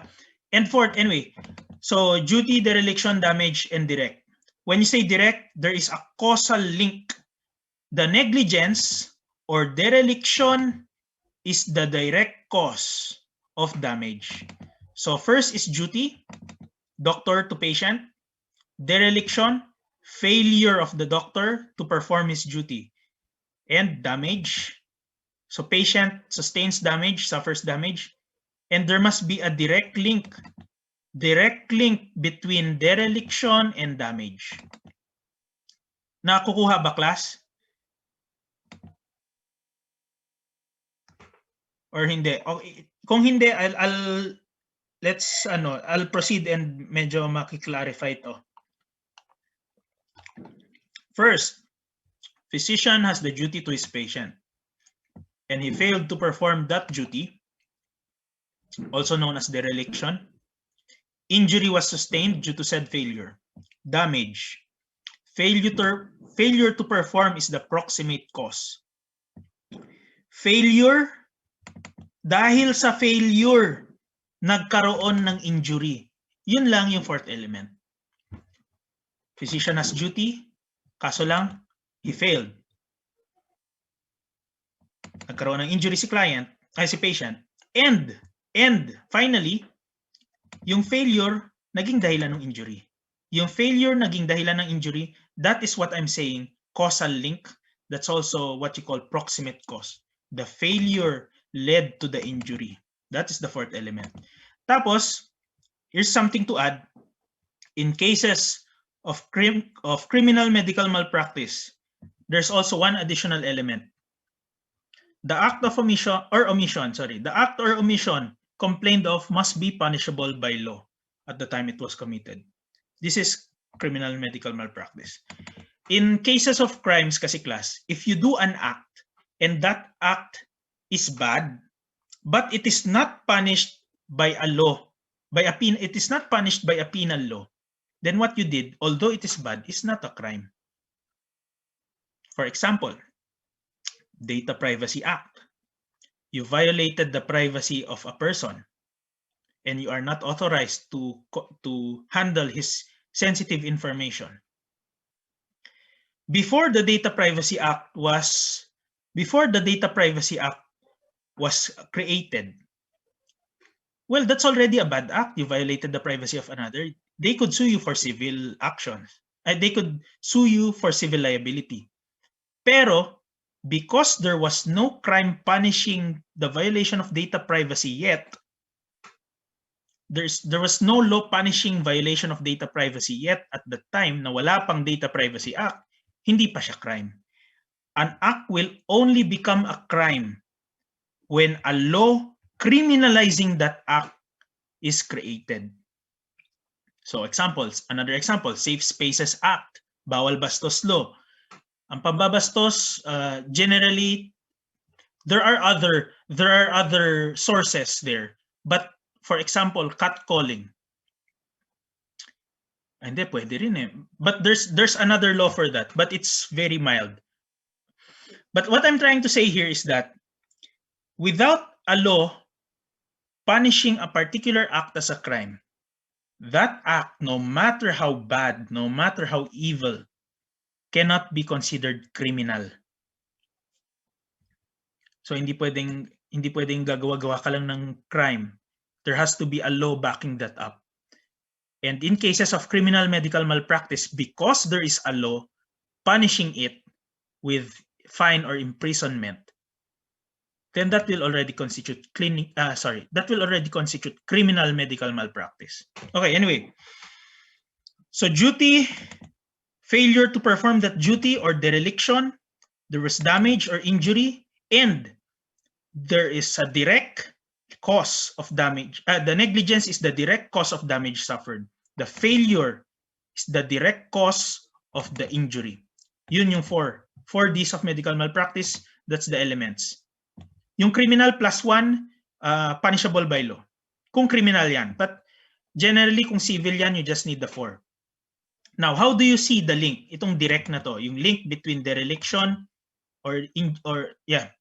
yung failure to perform the duty, that's also called your dereliction, that's also called your fault, that's also considered negligence. So baka nako-confuse kayo kasi change ng terms, but failure, that's also dereliction, that can be linked to negligence, could also say fault. Okay? Yeah. So how do you determine the link between negligence and injury? Negligence, injury. So how do you see the link? There are 2 tests that can be suggested. Sine qua non test or yung but-for test, and then substantial factor test.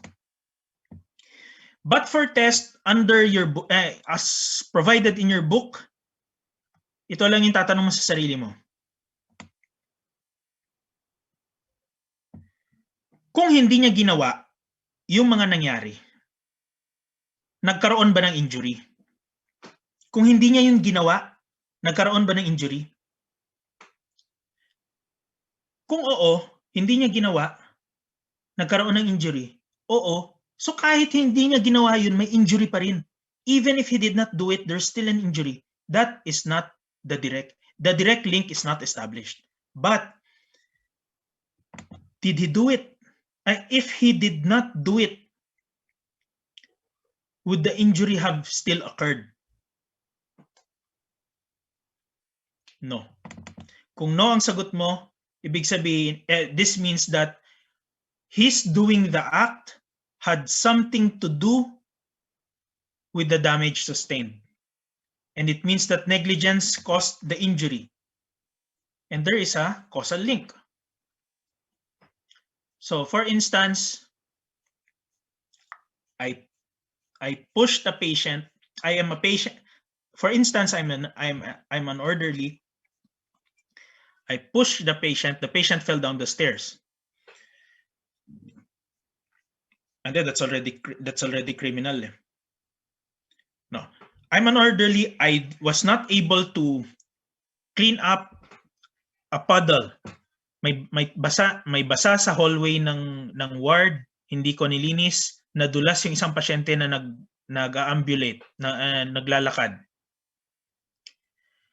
Because of that failure, because of that dereliction, there was damage. Nagkaroon ng hip fracture, for example. And there's a relationship. Because I failed to clean up, a patient suffered damage. And in that case, there is causal link. But if, for example, I am the doctor, I have a duty to my patient. The patient suffered damage. Nagka-hip fracture siya. But I had nothing to do with that. I had nothing to do with that puddle. Wala yung dereliction. Walang failure to perform my duty. Because that's not, in the first place, that's not part of my duty. Then there is no link at all. And that means that if there's no link, there's no medical malpractice. So yun, but for test. Second, substantial factor test, which basically says that the injury was caused by physician's negligence. It cannot be that you will only rely on suspicion. You cannot rely only on mere possibility. There has to be reasonable probability. Malamang sa malamang, kaya nagkaroon ng damage. Most likely, the injury took place because of the physician's negligence. Okay, concept of proximate cause. You will be able to, even if you're not lawyers, you will find use for this. Proximate cause, which in natural and continuing sequence unbroken by any efficient intervening clause produces injury. Actually, we could stop there. But for good measure, the law added this, without which the result would not have occurred. Ang haba nito, anong ibig sabihin, attorney? Ito lang. The proximate cause is the direct trigger that produced the result. It is what caused the injury immediately. Or it could also be what caused the injury by setting other events in motion. So when you say proximate cause, you refer to the direct trigger that produced the result. Either immediately, upon performing an act, or upon failing to perform an act due to your negligence, either it immediately resulted in the injury, or it could also be that your inaction, failure to act, also set other events in motion. So for example, you were walking in the hallway and you were conversing with your companion. Meron na namang basa dun sa hallway. Tinulak mo yung kasama mo, nadulas siya. Ano ang proximate cause dun? Yung pagtulak or yung mismong basa? Okay, I'll answer it na rin lang. The proximate cause there is yung pagtulak mo.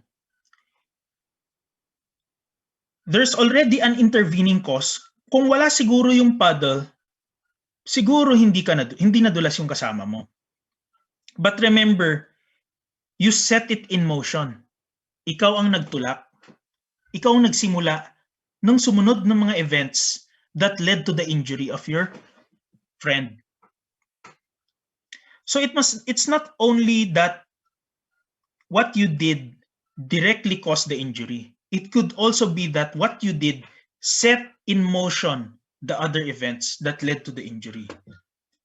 So it does not have to be the immediate, it must not have to be the event that's closest in time. Still proximate, although further in time in relation to injury, like what I said, ako yung nagtulak, ang injury is nabalian ng hip again, yung kasama mo, kasi tinulak mo siya sa hallway na may basang tubig, na may puddle, na may basa. So it does not have to be it does not have to be the direct link alone, but it could also be something that set it in motion. Basta importante yung 4Ds, you will not get lost. Duty, dereliction, damage, and direct or causal link. Standard of care. What is the standard of care of a physician? The standard of care refers to the degree of ability or skill, degree of care, attention, diligence, or vigilance, and the special or extraordinary skill of the specialist. Tignan nyo tong rule na to, in the same community. Kaya important ang standards. Because when looking at the standard of care, they will look at the ability or skill possessed by other physicians in the same community. Now, if you're a general practitioner, you only owe ordinary care and diligence to your client.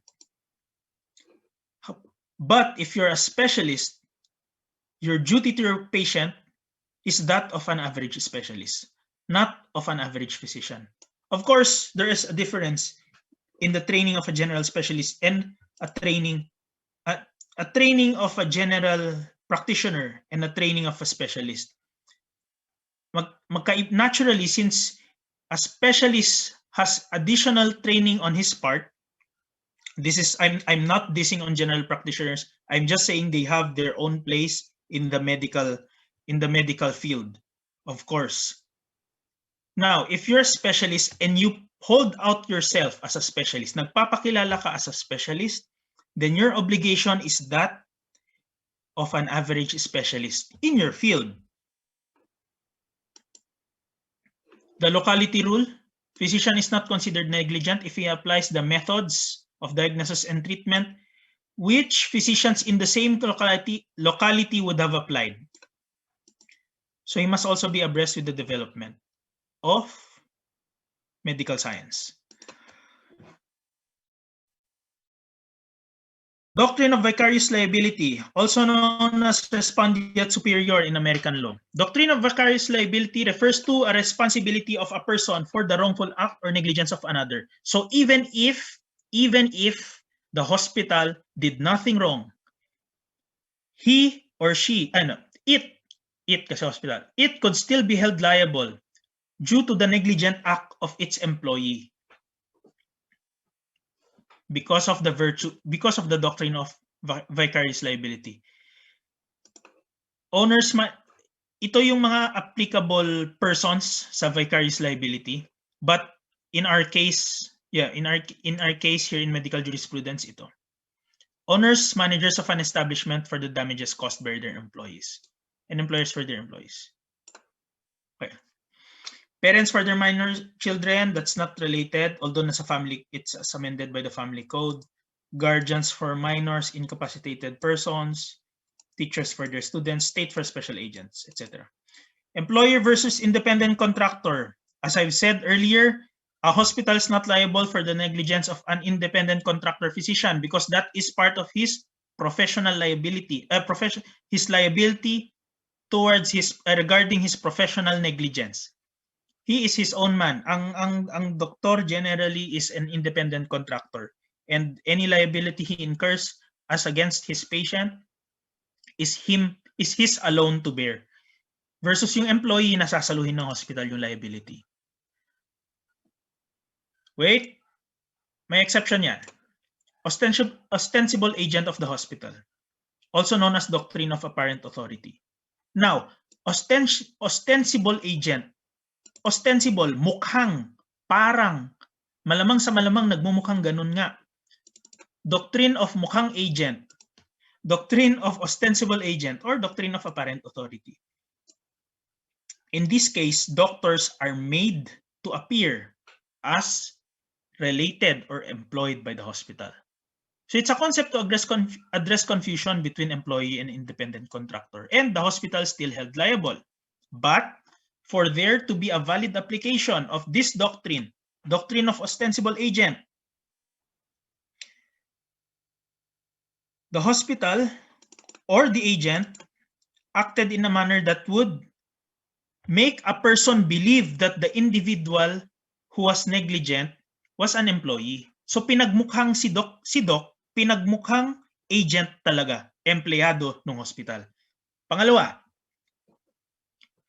the plaintiff or the patient in this case who complained must also prove that the hospital had knowledge and acquiesced in them. Ibig sabihin na acquiesced, pumayag. So the plaintiff must also prove that the hospital had knowledge of this authority and it allowed this authority to appear and to exist. Pangatlo, the plaintiff acted in reliance upon the conduct of the hospital or its agent. Si patient wanted Dr. X because Dr. X was patient wanted Dr. X because Dr. X, to the belief of this patient, was affiliated with Hospital Z. And to him, to the patient, Hospital Z is a good hospital. So in these cases, related si Dr. X kay Hospital Z, the patient was given the impression that Hospital X is an agent of Z, of Hospital Z. He was also, Z knows that X is being presented as his agent. So kahit independent contractor ka pala, kung pinagmumukha mo sa ibang tao na related ka or affiliated ka sa hospital at empleyado ka nito, pwedeng mapasubo si hospital. Kung si hospital mismo pumapayag siya, alam niya na sinasabi mong empleyado kanila at pumapayag sila. At yung plaintiff, yung pasyente, umasa dun sa sinabi mo na employed ka. That's actually a rehash of that. Borrowed servant doctrine. There are some instances when doctors, of course, temporarily supervise other medical staff, such as nurses. In such cases, we have this concept borrowed from the hospital. Their new and temporary employer, in this case yung doctor, must be held liable during the period of temporary supervision. So for instance, in cases of surgeries, in cases of surgeries, the surgeon will have the assistance of medical staff along with him. And during that period, the medical staff will be under his temporary supervision. So if there are mistakes there, according to this doctrine, the person to be held liable ultimately will be the surgeon. Captain of the ship doctrine. Ito na yun. Surgeon, he is made to look like a ship captain who must be responsible for the safety of his crew and more importantly to the passengers of the vessel. So if in cases of surgery, again, the head surgeon will be made responsible for everything that went wrong in the operating room. Okay. Doctrine of res ipsa loquitur. Res ipsa loquitur, the direct translation would be the thing speaks for itself. What is this? This happens when there is a presumption that negligence took place. There's a presumption that the defendant is negligent.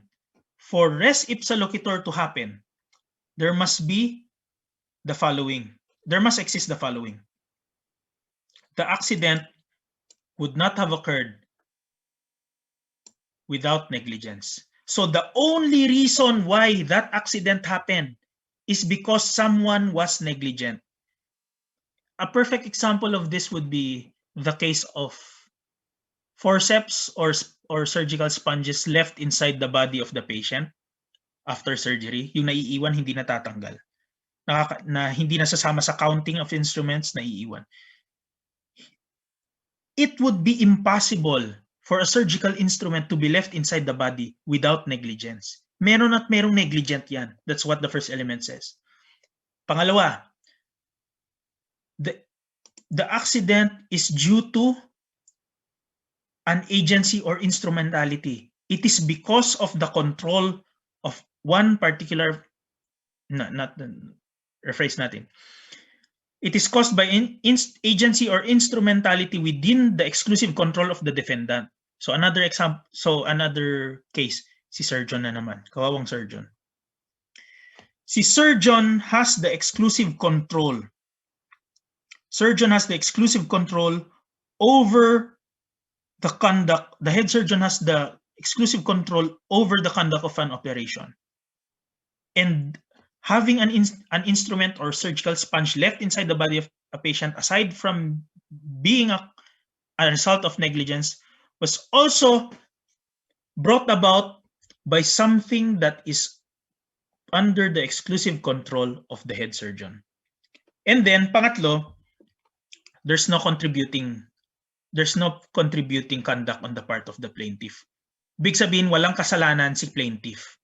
So ang may kasalanan lang are the persons responsible, not the plaintiff or the patient. So one, would not have happened without negligence. Two, the accident is caused by factors that are under the exclusive control of the defendant. Third, patient has no contributing conduct, which would have led to the injury. So ito examples: objects left in a patient's body, tumor removal, uvula removed during tonsillectomy, etc. When does it not apply? Doctrine of calculated risk. When basically the defendant has duty to establish that the management is an accepted method of treatment and that the application involves risk to the patient. When the patient, however, still admits or still allows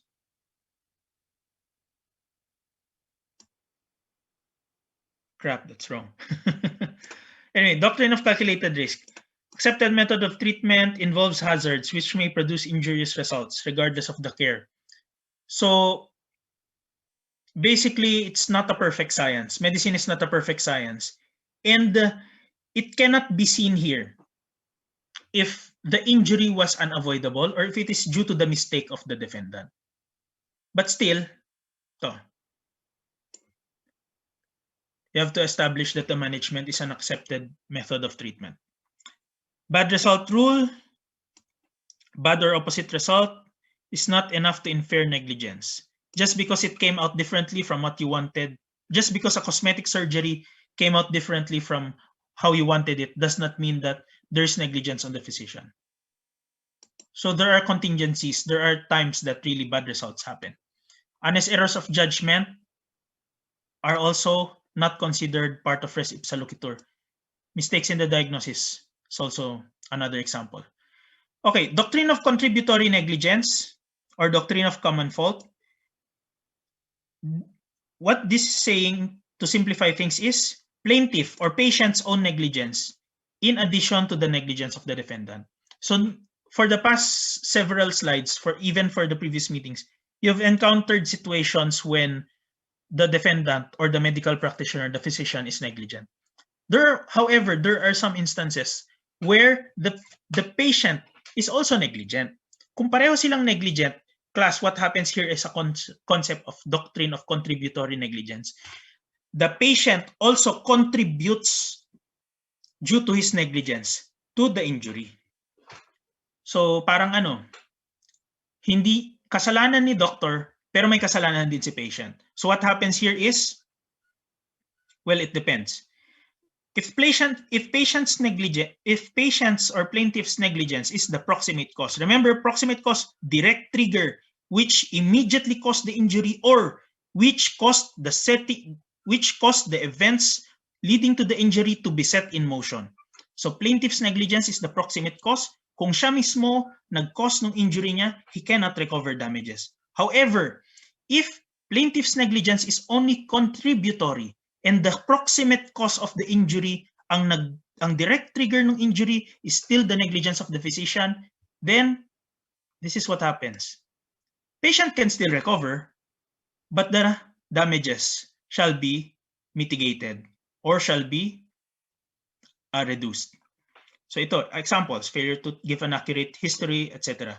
However, in doctrine of superior knowledge, this is the reason why there is a limited application of contributory negligence in malpractice cases. Doctrine of superior knowledge. Sa relationship between the physician and the client and the patient, the physician has superior knowledge, and the patient usually is only a passive component in the physician-patient relationship.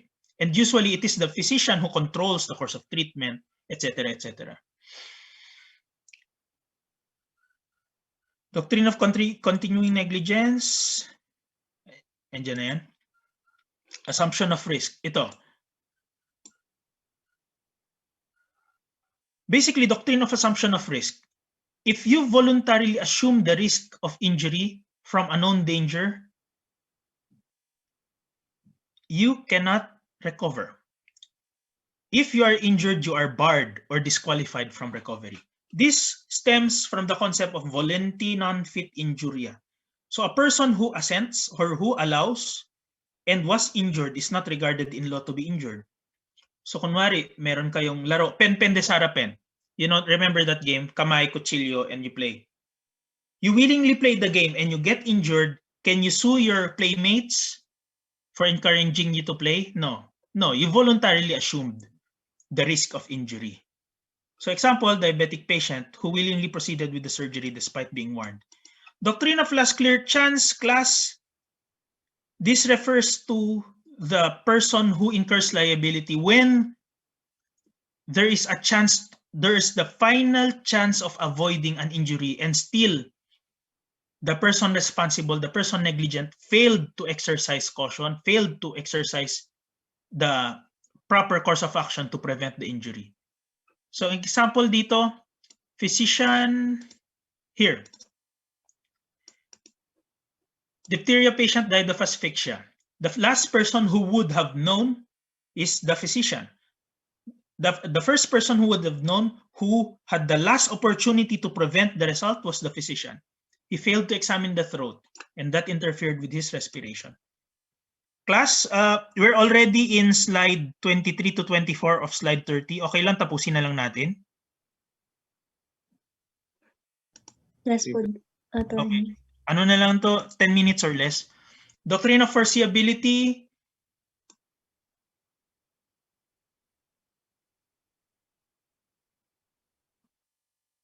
Yep. Okay yan. Fellow servant doctrine.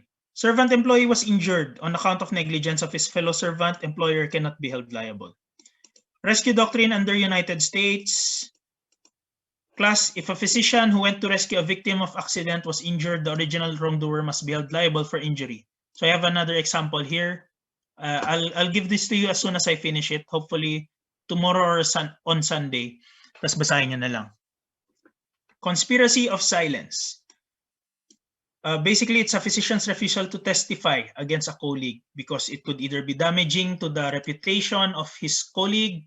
He will be testifying against his colleague na baka ka-close niya, he may be associated with that person closely. And lastly, the physician does not feel at home in court. What do you do to address this principle of conspiracy of silence? Para mabawasan siya. Because conspiracy of silence is not good because it prevents the attainment of justice in courts. You are not able to know the truth because a physician refuses to testify. Anong solution? Well, generally, if the court summons a person to testify and he fails to respond to that, the court can actually order the arrest of that person for not complying with the court order, which constitutes contempt. Ayan. Anyway, solutions. Interdisciplinary communication, making available a panel of medical experts, and doctrine of res ipsa loquitur. The thing speaks for itself already. Kailangan nyo pa ba ng expert witness? That would depend on the situation. But yeah. Revised Code of Ethics. Class, I only inserted this. Protecting the good name of a colleague.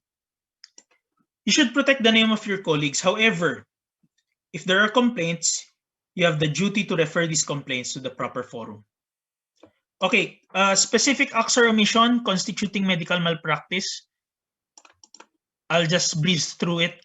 Failure to take medical history, failure to examine, make a careful and adequate examination, non-referral, failure to consult a prior physician. The others here, hindi ko pa tapos eh. So we will just end here for now.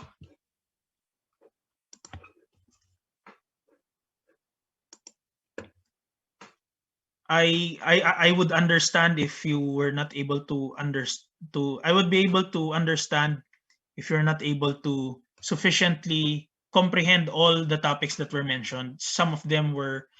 Were some of them were very technical, some of them were not really something that you would understand on first reading or first on your first encounter. So for any clarifications on those, I encourage you to just submit your question. Sige, we would end at siguro kahit 10-12 na lang. I'll just answer some of the questions. So, what if you administered first aid in a non-hospital setting but for some reason it failed and the family of the patient blamed you for being unable to save the life of the patient? Class, this is where the concept of quasi-delict could come in, the concept of torts. Sorry, as long as you observe the standard of care necessary in pursuing an action, you could always claim that medical procedures, medical treatments is not an exact science. So there would really be a possibility for bad results to happen. Remember the bad result rule, diba? Just because you did something, it did not go in accordance to your plans, does not mean that the physician is negligent. If as long as you exercise caution, prudence, reasonable skill that is necessarily exercised by physicians in the same community, then okay yan. Covered ba ng Good Samaritan Law yung sinabi ni attorney na may nakita sa mall na nag-collapse ganyan? Again, class, another instance of a possible instance of tort. But however, unfortunately, we do not have an existing Samaritan law in the Philippines, Good Samaritan law in the Philippines, as far as I know. Ang alam ko lang na Good Samaritan bill is more of donations for good of relief goods, I believe. Pero yung Good Samaritan law na assisting someone out of the blue, that's not something that I've seen in our jurisdiction. Ang bawal lang dito is yung abandonment if that person has no means. For example, in an uninhabited area, walang katao-tao, nasa puro talahiban or nasa gubat ka, may nakita kang tao, walang malay. So uninhabited place yun kasi that's a forest, for example. If you abandon that person, you may be held liable for abandonment. But that does not apply specific to physicians only. That applies to anyone who failed to extend help or refused to extend help to that person. Regarding po sa DNR, there was an emergency and you saved the patient's life who signed the DNR, tas the patient wanted to sue you. There was an emergency and you didn't know. Sino pong mas mananalo? That would depend on the evidence. But since you are the physician here, you had the duty to know the course of treatment the patient wanted for himself as well. So you should have been aware of the DNR. Could you be held criminally liable? I don't think so. But you could be held administratively and possibly civilly liable, as far as I know. Good afternoon, attorney. Regarding sa rights of a patient, especially those who are insane, how about the case of Britney Spears regarding conservatorship? Class, the concept of conservatorship in our jurisdiction is focused on the conservatorship on banks and other financial institutions. Kunwari nalulugi na sila, hindi nila kayang maalagaan yung sarili nila, the court will appoint a conservator who will take care of the affairs of the banks hanggang makaahon sila or hanggang magsara sila. But yung conservatorship na parang kay Britney Spears as to private persons, it does not apply here. But if we were to apply the concepts that we have learned doon sa concept ni Britney Spears sa conservatorship, then his conservator has the duty and has the authority to decide on his or her health care, because the reason for conservatorship in the case of Britney Spears was because there was either failure. I've not watched the documentary, by the way. I'm just stating this from my legal knowledge. Was that she was incapable of taking care of herself and she was incompetent to take care of herself. Yun yung incapable and incompetent of taking care of herself and her affairs. That's the reason why a conservator was appointed by the court. In our case here in the Philippines, ang concept na similar dyan is guardianship. So a guardian is appointed by the court to take care of your affairs. In cases of minors, or if you are incapacitated or insane, the court can appoint a guardian who will take care of your affairs. Final question regarding sa mag-asawa. What if example on the day ng kasal nagkaroon ng aksidente yung guy unconscious, tapos need mamili either ma-amputate or gumamit sila ng bone na gawa sa steel, kaso parang medyo mataas chance na magka-problem.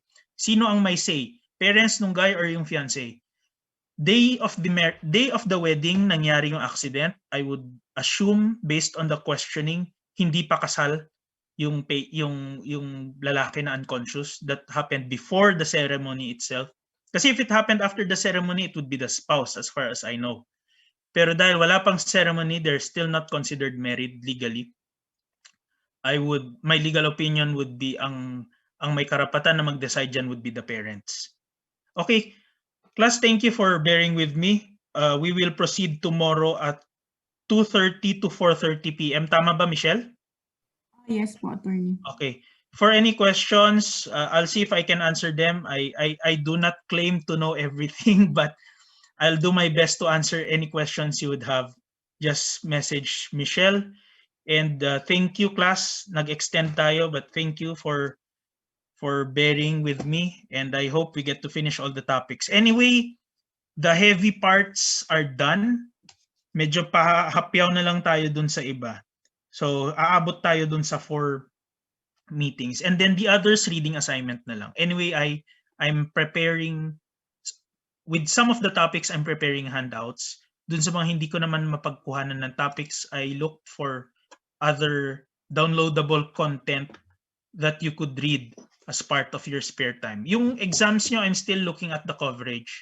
But of course, I will not ask you something that I did not present in my lecture or did not present in my handouts.